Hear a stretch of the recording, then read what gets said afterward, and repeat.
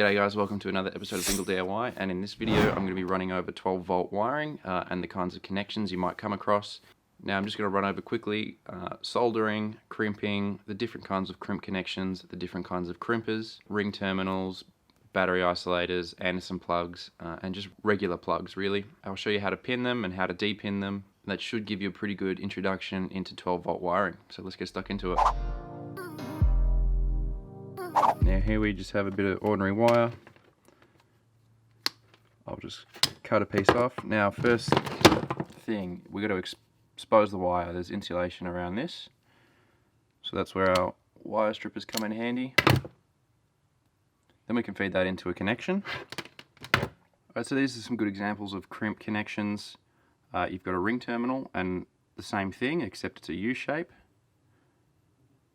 We've got a crimp connector, so that'll just join two wires together.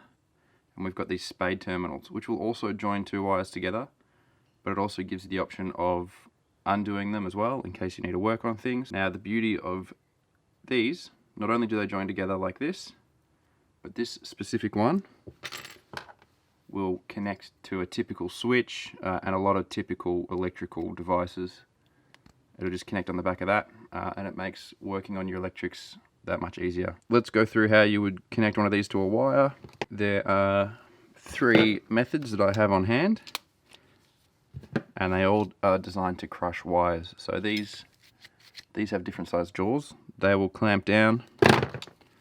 These pliers in this section here will also crush a crimp connection, and these wire strippers have all kinds of different ways of crimping a wire as well. So my favourite is with these pliers. Now we can just put our connection in here, feed our wire in, and crush down pretty hard. I would recommend a proper tool as opposed to using a vise or flattening it with a hammer. Those are most likely to come undone, but what we've done here is pretty good. You want to be able to pull on this pretty hard and have it stay on. So now we could feed whatever other wire we're trying to connect to it in here, and if you didn't want to connect two wires together, you would just use whatever crimp connection you prefer. Now there is another way of connecting things, and that is with a soldering iron and some solder. Now a soldering iron is designed to melt solder, and then the melted solder will flow through your wires, and then once it cools down it'll harden and your wires will be connected. So what I like to do is just twist the wires together. That'll hold them in position while you're soldering. So let's fire that up and I'll show you how that works. Alright, so this is our soldering iron here. Now I've just got some household steel wool. You always want to keep these clean. And keep in mind these get very hot, so take note of where you're putting it down. You don't want to melt anything, and don't burn yourself either. So this is just our solder. We can poke it on the tip here and it'll melt, just get things started. Grab our wires over here. Now we can just feed in our solder. It doesn't have to touch the soldering iron because it should heat the wires up. You can touch it on the wires and it'll melt.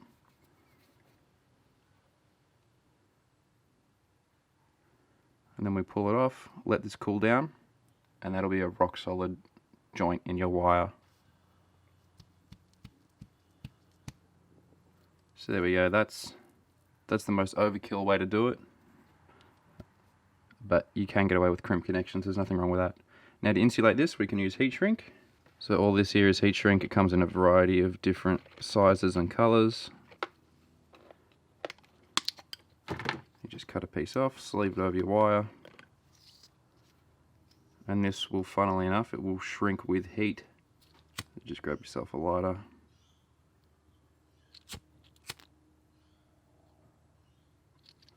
And there you go, that's insulated now. That's a job well done. This is a circuit breaker.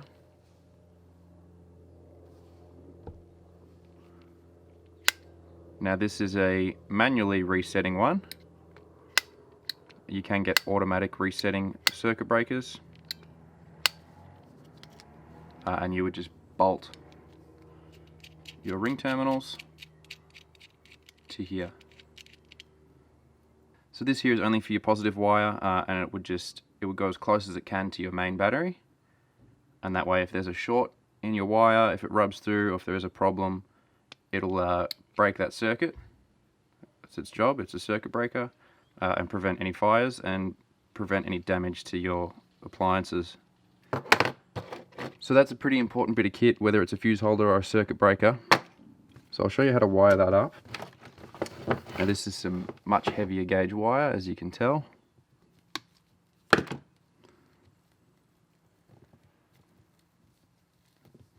Now your wire strippers won't always work in these because it's just too big, so you can just use a Stanley knife.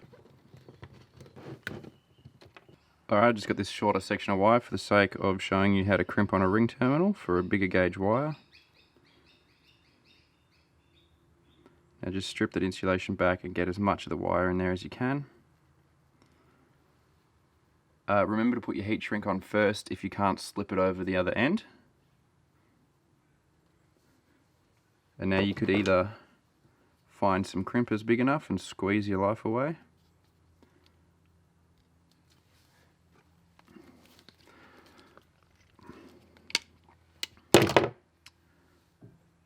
Just give it a pull, make sure that's good enough. And the alternative is to get some dedicated crimpers, which I'll show you what they look like. Now you might be thinking you need a lot of tools to pull this off, and you do and you don't. You can pull it off with and without some of these, but I've always had the philosophy that you're going to save money on labour if you do things yourself, so you might as well buy yourself some good tools.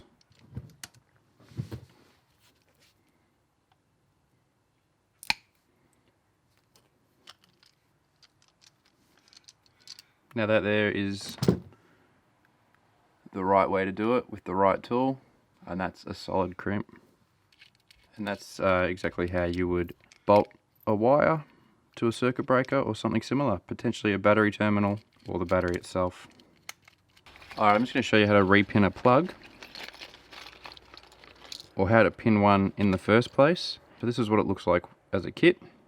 We need to connect our own wires, and then these will feed into these plastic plugs, and then we'll have a way of connecting and disconnecting two wiring harnesses. Now this is just a simple plug for two wires, so let's show you how this works. Alright, so this lower section is meant to grab a hold of the insulated part of the wire, and the upper section grabs a part of the bare wire. So we've just got to crimp that together. You can give it a head start by folding it with your fingers or with some pliers, just enough so it holds itself on, and then we can crimp that down.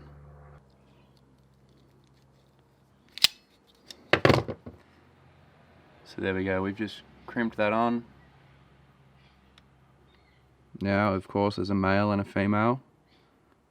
So do that to all your wires. Once you've done that, you can feed them into the back of the plug. Alright, you just need to pay attention because one terminal is bigger than the other, male and female. The female is a bit chunkier, and that'll only fit in the back of one of the plugs and not the other.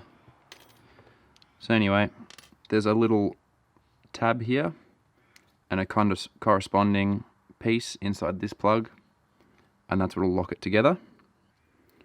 Alright, so you should hear a bit of a snap when it goes in right, and then it'll be secure, you won't be able to pull it back out. Now if you ever need to undo these or swap them around, you can just press down on that tab, push it past its plastic housing, and it'll come right out.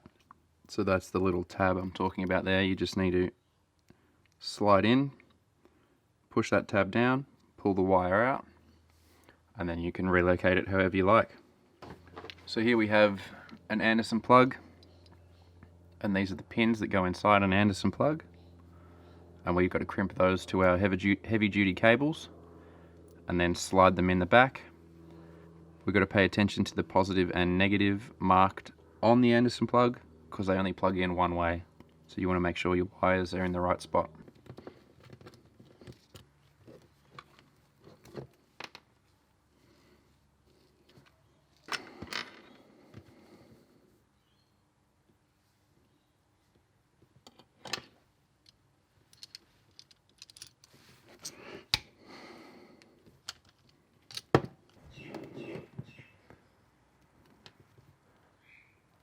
Okay, hopefully you can see this, but there's a tiny little groove on the top here, and there's a metal retaining clip inside this plug. So you want to feed these in so that that metal retaining clip does its job. There we go, you can hear them clip in. And these are in the right spot. That's not coming off. And that's ready to plug into something. This is something I made earlier, and these are power outlets with a voltmeter. And on the back of them, you can just plug into them with a spade terminal. So that's great for plugging in and unplugging. And it really minimizes any soldering you have to do. Now, so our spade terminals are here. They'll plug into our power outlets. And then what I've done here is soldered 3 wires into one bigger wire. And then here, I've got some ring terminals that bolt to a switch.